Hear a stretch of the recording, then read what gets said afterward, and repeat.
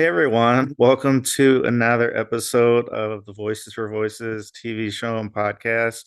I'm your host, founder of Voices for Voices, Justin Allen Hayes. We are grateful to have you with us.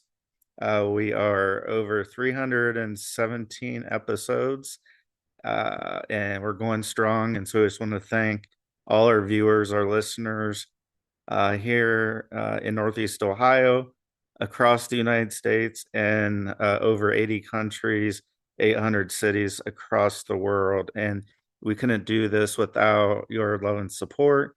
So thank you so much for that. If you can do us a huge favor and give us a big thumbs up, like, share, follow, subscribe, that would greatly help us. We do have this huge overarching goal of wanting to help 3 billion people over the course of my lifetime and beyond. And we are well on our way due to you as our viewer and or listener. Doesn't matter what platform you use. Uh, Thank you so much. Even if you've only tuned in for a second, we greatly appreciate you, your time, your talent, your treasure. Speaking of treasure and talent, this episode, as well as the following episode, we're going to be doing with a an individual who is uh, running, not physically running, but running for the governor position in the state of Oregon. Brittany Jones also goes by BJ, so you can correct me as we go on. But Brittany is a an individual from the research that I've done and mutual acquaintance, a human trafficking survivor, uh, is uh, very keyed in on not only helping people, but especially as it relates to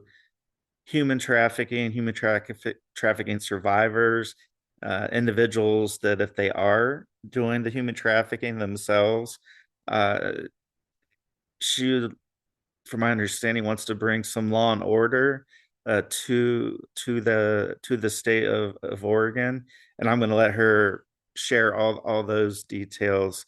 Uh, but I just wanted to say at the beginning, welcome, thank you for joining us, and thank you, BJ, for joining us on the show.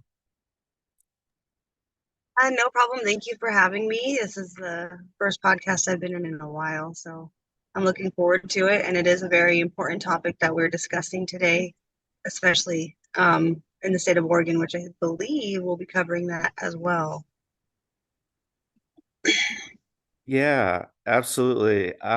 So maybe we can get started on uh, have you lived in Oregon your whole life? Or are you a native Oregon? And I know you also have a native indigenous background as well. If you could maybe go into some of that too, would be helpful to get us started. So I was born and raised in Oregon, and I lived here the majority of my life. When I was 18, I did join the military. But my younger years were and connected to the Indigenous community. I was learning how to jingle dress dance. We had ceremony in our home, went to powwows, potlucks, and gatherings. And then at one point that stopped because my mom graduated college and ended up having to join the workforce and keep a roof over all of our heads. Mhm. And then I grew up in the Mexican culture with my other part of my family. And then as an adult, I reconnected. And I am Indigenous, but I'm not a part of any of the tribes in Oregon. I'm Patawomeck, and that tribe is actually from Virginia, so way on the East Coast. And I haven't been able to physically visit them yet, but I do talk to my family over there regularly since reconnecting. But I've moved away from Oregon quite a few times, and I just keep coming back. There's not no place, this is home. This is home for me. Yeah. Uh, what what's Oregon known for as a state? uh, uh, good, bad, indifferent, just from for instance, when, for me being from Ohio, whenever people hear they think of, Ohio State University, excuse me, sports, and even traveling across the country, across the world, let's see hats and merchandise on, and not being from Oregon, I'm just curious what's known for, the climate, uh, and any background on that, just to, as we, start digging our way or building our way into uh, to your platform. Well, honestly, I think if it is known for anything, it is the Oregon Ducks, the football teams. Yes. However, um, in my experience in other states, a lot of people don't actually even know where Oregon is, or they say, "What's Oregon?" And I have to be like, "Well, it's between California and Washington. It's just kind of there." But whenever I talk about Oregon, I was like, we have desert, forest, coastal, plains. We have a lot of different biomes in Oregon. It's a wonderful place to explore. And when you're like central in Oregon, you can almost get anywhere, the coast, the desert, within a couple hours. Yeah, that is definitely distinguishing from uh almost all of the United States, to have such that wide variety of having the coast as well as the other aspects. Uh let's see. Let's just jump into the to politics. So you're campaigning, you're running for the governor's seat in the state of Oregon, where you've lived your life. And before we get into the, platform and what you hope to do on day one, and the first 60-90 days, what what got you even interested in politics? Um, Honestly, it was kind of like a gradual, like, I remember in the military and my first time voting, I kind of opened my eyes a little bit. And then when Trump started running for office, it really opened my eyes that, if anyone like that can run for office, and we really got to start paying attention. And the second time he ran, that's when I was like, you know what? Well, before that, I said, I'm going to put my hat in the ring as soon as I'm old enough. And Hmm. so I actually ran for president. And that was my first time really jumping fully into politics. And it was a Okay. very steep learning curve. And I also learned that a lot of other people don't understand how the government actually works. And so it made me educate myself even more to be able to educate others on that whole process. And I kind of it went from 0 to 60 pretty quickly.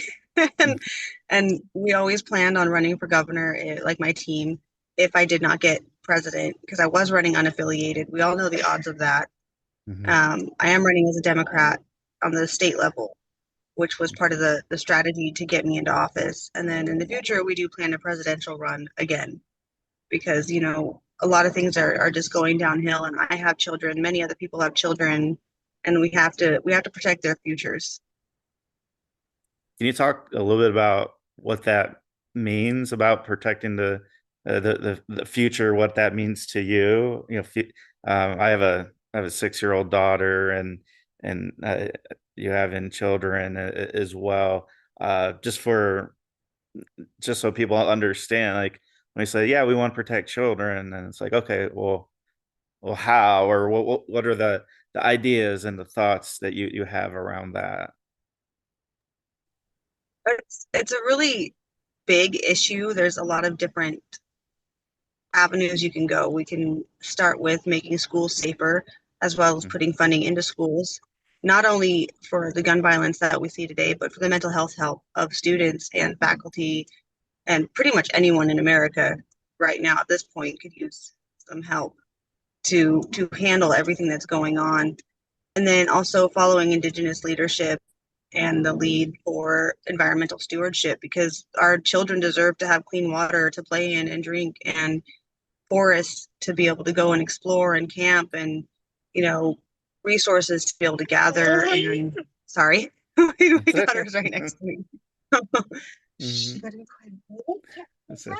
Um, and making sure that they have access to that their environment's clean, that they can go to school without fear for their lives, that they can grow up with their freedoms to be able to be who they are, um, and without fear of repercussions, like being able to be transgender, being able to be a BIPOC child, being able to be look different or be different than your peers without being bullied and attacked, especially by adults in politics.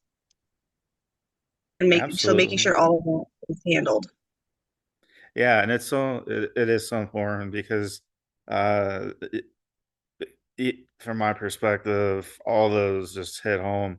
Uh and talk about, you know, daughter going to first grade, and when, you know, you drop her off or walk her to school, uh and you have a pickup plan, whether it, they ride the bus or drive to pick them up. It's always been, I guess, just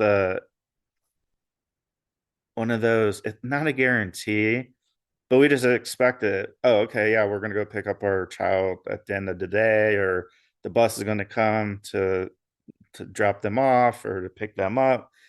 And then, as you mentioned with that school violence, it's crazy because it's like, oh my gosh, like this could happen literally anywhere.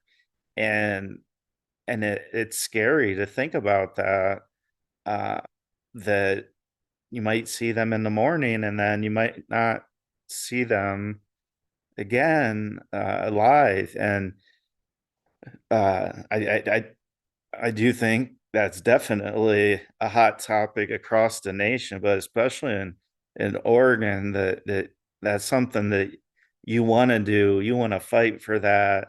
You want that to be part of the makeup of yourself, your character, of your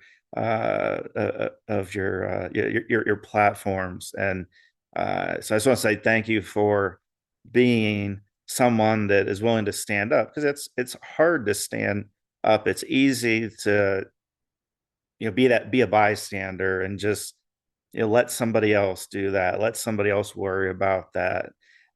So I wanted to thank you for that. um, how support from the Indigenous community, how's that playing a role in running for governor? Uh, it, you know, the representation of them, and how, and I don't know how the process goes. Like if you have to talk to, you know, the chief or somebody to, you know, get their blessing, or can you just go through that process a little bit? So to be able to get like endorsements from tribes, I would have to reach out to council. And a lot of natives don't actually participate in American politics. Okay. It's a that we have a lot of trust issues with the ongoing genocide, MMIW, the violation of treaties constantly. I'm not endorsed by any tribes at this point in time. There's I volunteer for Indigenous now, and Mm-hmm. Hannah Shooting Bear has helped guide me a lot in the proper way to Mm-hmm. reconnect as an adult. And she's given me a lot of advice, and she gives me a lot of advice through the campaign as well. But that doesn't mean it's an endorsement. So it's a lot of sitting and listening to elders and making sure that I'm doing what I can to move forward in a good way and to fight for our community in the correct way that is needed. And that depending on which area and which tribe, which location, that could be completely different from one to the next. And with my tribe being all the way in Virginia, I'm not an enrolled member. I'm going to say that I've never claimed to be. Um, it's even harder to get support from way over there, Oh especially yeah. just for a state level campaign. My cousin's really excited that I'm running, but I'm we just gotta, moving, just moving my camera. So I got it's it. fine. There we go. So just, moving forward in the way that I can, being out there for the community, volunteering, I mean, that's all I can really do. And if people from the Native community choose to support me, then they choose to support me. You know, I can just keep doing the best that I can do to fight for our community in the way that I'm being taught and the way that I know how. Yeah. Uh, Something I've wondered about, like, is there when you decide that you want to run for office, is there paperwork you have to fill out? Like, how would somebody who's watching and listening that may, be inspired by you, and say, "I've always wanted to," and maybe this might be the spark that might have somebody or somebody's want to do that and go, where do I start? Like, I want to run. I don't know what to do. Can you just, just at a high level, talk about, what you have to do to just get the process started so that you are on the ballot and all those legalities, I guess. So sorry for like itching my face so much. I was in a protest march to ICE last night, and there's so much visual tear gas and everything out Oh, there that even though I washed my face and everything, pepper spray. she was not there, by the way, but oh, okay. I'm still very itchy from it. But Uh-huh. yeah, to run for office, it's really not as complicated as they make it seem. You have to have a campaign committee set up. If you raise or spend over $5,000 at the state level, and then like right now, I have to do a declaration, a candidate declaration. I can't remember the exact name of the form off the top of my head, Mm, but it is to declare myself as a candidate to get on the ballot. It's just $100 fee for governor. okay. And for an incumbent, I believe it's $150. So it's really a simple process. I would say the hardest part is the financial reporting Yeah. because the FEC was on the federal level, and then the states, when you're running at a state level office, it's a different reporting system that I'm still learning. Luckily, we haven't really had any donations or anything yet that I have to worry about reporting. So once we do, that's going to be a huge learning curve to learn that system for the state of Oregon. And I'm hoping I have a treasurer before then because I hate I hate doing that part of the campaigning. Yeah, yeah, you want to spend your time doing. Yeah. Yeah, Uh, so do you have to be an outgoing person or can maybe an introvert? I'm just wondering the type of people because we see people on TV or we hear them on the radio, and it's and I've always just thought like, wow, like there's there's a lot of things you got to do in the public or try to do media wise.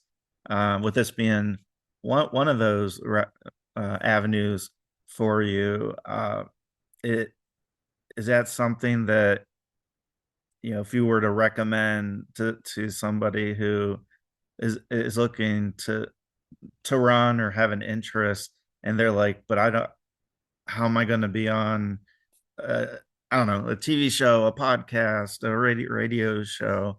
And then for you, is it natural for you, or has it taken a little bit for you to just, I don't know, just kind of work through?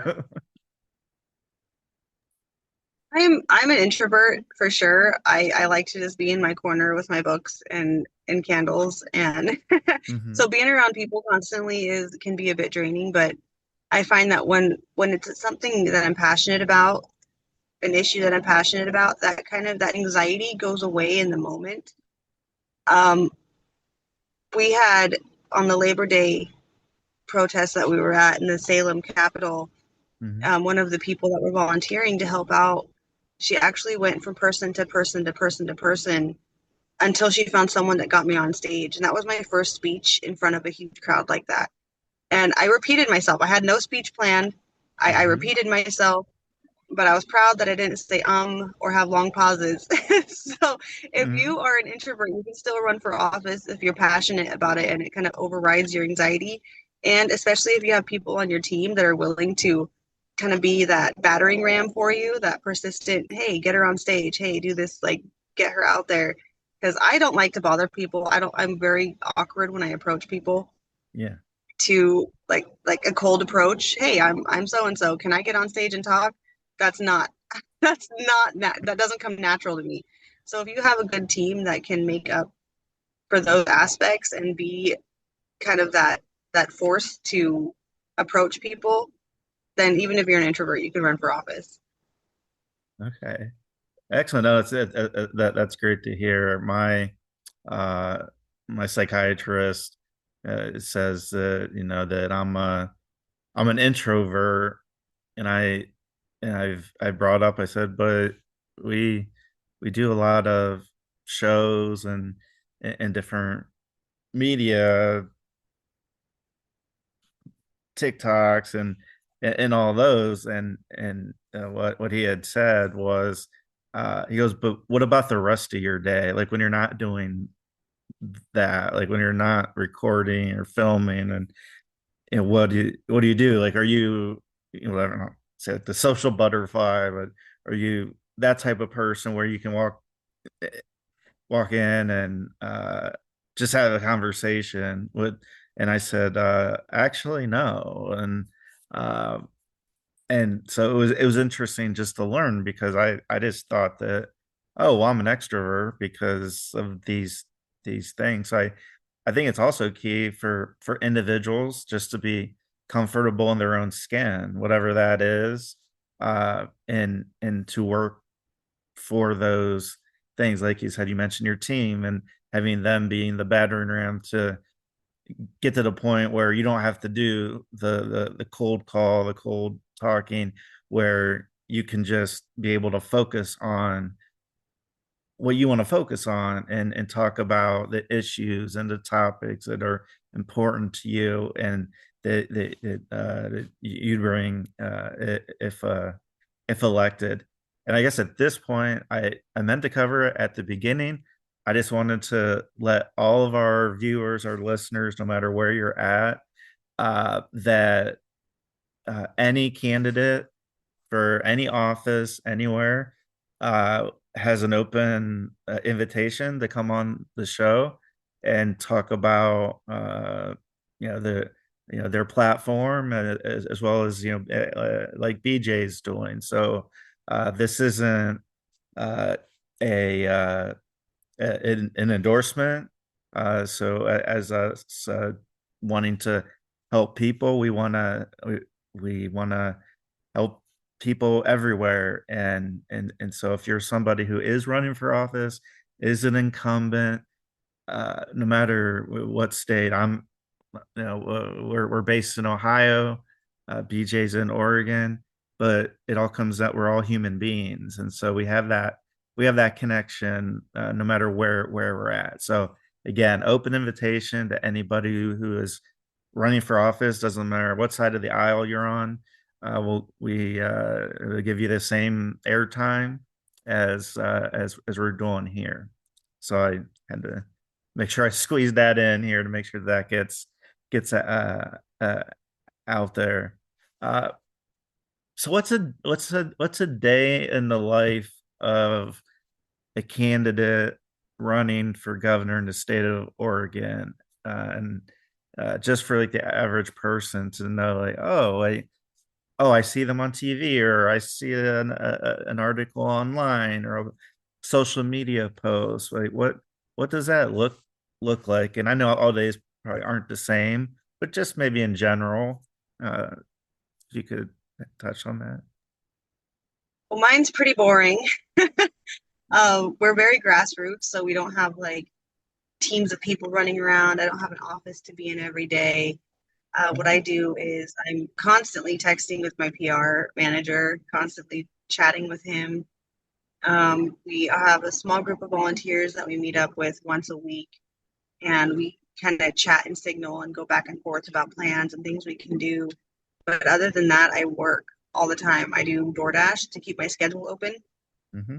And so, like throughout the day, I'm available for phone calls, meetings, driving to Salem or Eugene or anywhere I need to be at a short, like in short notice.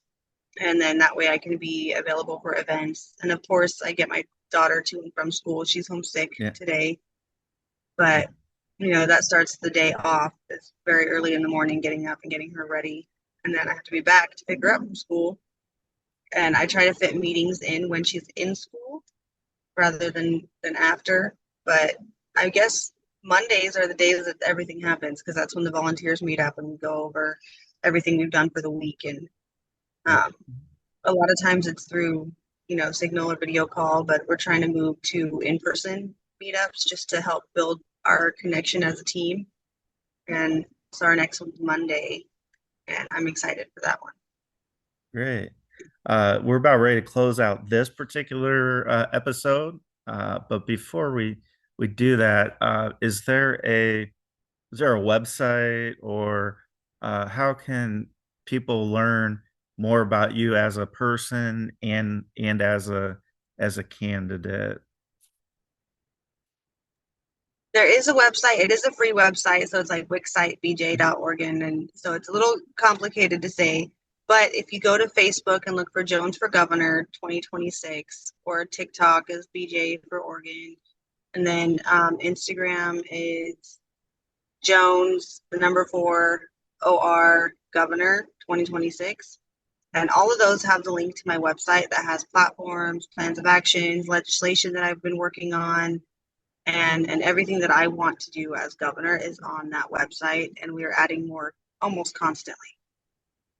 And the election date, what is it? November 5th of 2026 or uh So the primaries are coming up first, and they're in May. So you have to be a oh, okay. Democrat to vote in the primaries. And Okay. Tina hasn't said if she's running again yet, so I don't know if I'm going up against an incumbent. Hmm. But in the primaries, I think it's May 26th. I could be wrong. And then after that, it is November 5th for the general election. Okay. So yeah, viewers, listeners, again, please, if you're interested, check out uh, BJ's website. It's going to be building as the days and the minutes and seconds go by, because uh, I have a feeling that this is going to be one of the first of many opportunities that she's going to be able to come on and talk about running for governor of the state of Oregon, and that is in 2026. So, she mentioned the primaries are in May, the general election is in November, and again, just want to keep that invitation open. Anybody who is running for office, whether you're an incumbent, at large, you're more than welcome to come on our show and share information about you. So uh, we invite you to check out Brittany Jones, uh, running for the governor seat in the state of Oregon in 2026. We want to thank her for her time. She's so gracious and gonna spend another episode with us. And in that one, we're going to be digging into her platform, day one, first 30, 60 days. We're going to talk about some hard topic of human trafficking, sex trafficking, and some of those topics that really differentiate her from say the past. So we invite you to come back. Thank you for all our viewers and listeners here and across the world. Thank you, BJ, for joining us on this episode and for joining us on the following episode. And just we thank you for that, and we hope that you, our viewers, our listeners, that you continue to be a voice for you or somebody in need. And until next time, this is Justin and Alton Hayes, and I am signing off. We'll see you next time. Thanks, everybody.